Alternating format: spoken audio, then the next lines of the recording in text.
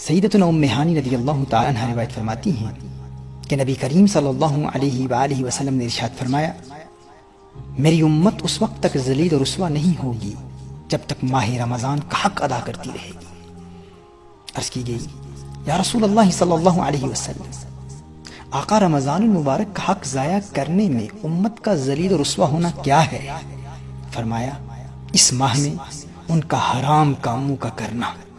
پھر فرمایا، جس نے اس ماہ میں زنا کیا یا شراب پی تو آئندہ رمضان تک اللہ اور اس کے جتنے آسمانی فرشتے ہیں سب اس پر لعنت کرتے ہیں۔ بس اگر یہ شخص آئندہ ماہ رمضان کو پانے سے پہلے ہی مر گیا تو اس کے پاس کوئی ایسی نیکی نہ ہوگی جو اسے جہنم کی آگ سے بچا سکے۔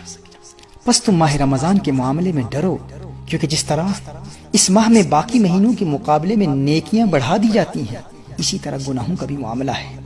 امام طبرانی نے اس روایت کو المعجم الصغیر میں نقل فرمایا۔ ناظرین کرام، اگر ہم اپنی کھوئی ہوئی وراثت پھر حاصل کرنا چاہتے ہیں اور ملت اسلامیہ کو اس کے عروج رفتہ سے دوبارہ آشنا کرانا چاہتے ہیں تو بجائے اس کے کہ ہم رات دن امت کی ذلت و رسوائی کا رونا روتے ہوئے اسلام دشمن اندرونی اور بیرونی طاقتوں پر اعتراض کرتے رہیں، آئیے ہم رمضان المبارک کا حق ادا کریں، ان پاک ساعات میں گناہوں سے بچتے ہوئے گڑ گڑا کر امت کی سلامتی کے لیے دعائیں کریں۔ ناظرین کرام، افراد سے اقوام بنتی ہیں۔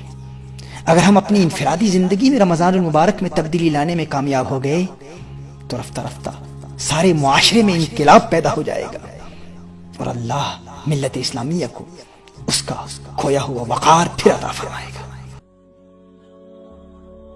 حضرت انس بن مالک رضی اللہ تعالی عنہ روایت فرماتے ہیں کہ میں نے نبی کریم صلی اللہ علیہ وآلہ وسلم کو فرماتے ہوئے سنا، یہ رمضان تمہارے پاس آ گیا ہے، اس میں جنت کے دروازے کھول دیے جاتے ہیں اور جہنم کے دروازے بند کر دیے جاتے ہیں اور شیاطین کو قید کر دیا جاتا ہے۔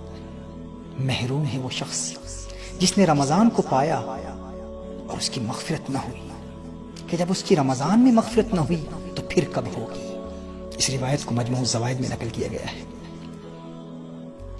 ناظرین کرام، ملت اسلامیہ کے لیے رمضان المبارک ایک سالانہ تربیتی پروگرام کی حیثیت رکھتا ہے۔ یہ روحانی ٹریننگ کا مہینہ ہے۔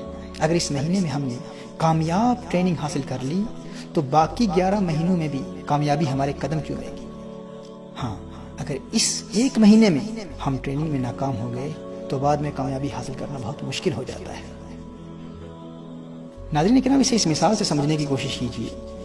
دیکھیے، اگر کوئی باکسر کسی باکسنگ رنگ میں بغیر کسی مد مقابل کے ایک راؤنڈ میں صرف پنچنگ بیگ کو پنچ کر رہا ہو اور سٹیمنا اس کا اس قدر کمزور ہو کہ بغیر کسی دوسرے باکسر کے صرف پنچنگ بیگ کو پنچ کرتے ہوئے وہ تھک جائے اور کھڑا نہ رہ سکے اور دعویٰ یہ کرے کہ باقی 11 راؤنڈز میں دوسرے باکسر کو بھی ہرا دوں گا، تو آپ کہیں گے نادان انسان، بغیر کسی مد مقابل کے، بغیر کسی مخالف کے، بغیر کسی اپوننٹ کے تو ایک راؤنڈ میں بھی کھڑا نہیں رہ سکتا، تو باقی 11 راؤنڈ میں جب تیرا مد مقابل تجھے مار رہا ہوگا تو اس کا مقابلہ کیسے کرے گا؟